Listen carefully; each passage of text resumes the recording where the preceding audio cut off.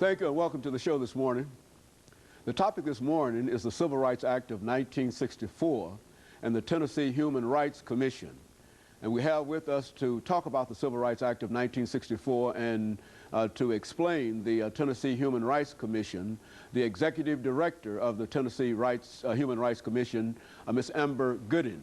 And of course, Ms. Gooding, let me welcome you to the show this morning. Well, thank you for having me. Now, I wanted to tell you how delighted we are to have you, Ms. Gooding, and to also remind our audience that this is a celebration of the Civil Rights Act of 1964, which is to say that we've planned several shows around this very, very important act of 1964.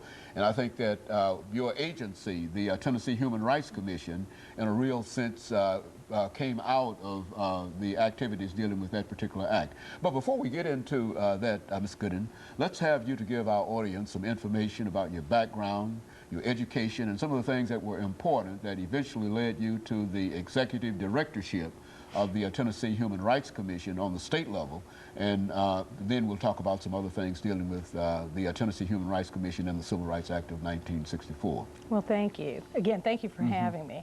I am a native Memphian, but actually I was born here in Nashville, Tennessee, back in the early 60s. And grew up in Memphis and attended school there. Actually came here to Fisk University and attended college here for a couple of years. Unfortunately, was here during a time where the school was in a lot of financial trouble, but finished college at Christian Brothers University in Memphis with a degree in economics and finance. And from there, found myself working in healthcare and business development. Family-wise along the way, really always was involved and grew up in a family that was very active in the civil rights movement and organization throughout Memphis. My uncle is Benjamin Hooks, who's the executive director of the NAACP, and growing up in that family was always immersed in a number of sit-ins and things like that, and organizations and so forth, in dealing with civil rights. And so as a little girl, I was very much impressed and surrounded by that kind of activity. Never thought that necessarily that being a little girl that I would grow up to become the executive director of a civil rights organization, but I think what I did grow up with was a keen sense and a family that was very committed to service and to helping. My father was a physician, my mother a psychologist with the school system, and always worked with underserved children. And so it's with that in many of the job capacities I've had in healthcare was that in mind, in working with people who needed help. So some years after spending in Memphis, found myself about 6 years ago being asked to come to Nashville to work on a special neighborhood development under the Sunquist administration, and pursued that and working with Human Services. And then in change of administration was asked to consider coming on board with the Tennessee Human Rights Commission. And so it was definitely one that I was very interested in, had expressed an interest, because again, back to some of the same roots, and that's helping people who need help. You know, one of the things in reference to the Civil Rights Act of 1964, Ms. Gooding, as you well know, is that it created a number of organizations, and I think the Tennessee Human Rights Commission also grew out of that.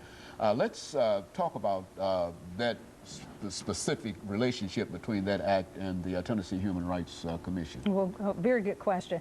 Actually, our statute for the Tennessee Human Rights Commission mirrors that very closely of the federal law, and in fact, what it's called many times is having substantial equivalency. The state of Tennessee, along with the state of Kentucky and several other southern states at that time, were working on having state law to mirror that of the federal law, because the federal government had seen to it to finally to go ahead and put these protected classes of discrimination against race, creed, color, religion into law. And so it took states also needing to enact something very similar so that people could be protected, not only on a federal level, but on a state level. That would keep them from always having to go to federal court and so forth. And so with that in mind, Tennessee has what is considered a substantial equivalency. There are a few differences, and I'd be glad to, to discuss those. For instance, under the employment section, for instance, under federal law, an employer has to have 15 more employees before to qualify for somebody to be able to file a complaint. In Tennessee law, it only has to be 8 or more. So in fact, our threshold is lower, much lower, and therefore provides more protection for somebody living here in Tennessee than the federal law does. Let's hold that thought, and we'll talk about those other exceptions, Ms. Gooden, as soon as we come back after this first commercial break. And of course, we'll be back with our audience following this very, very short commercial break.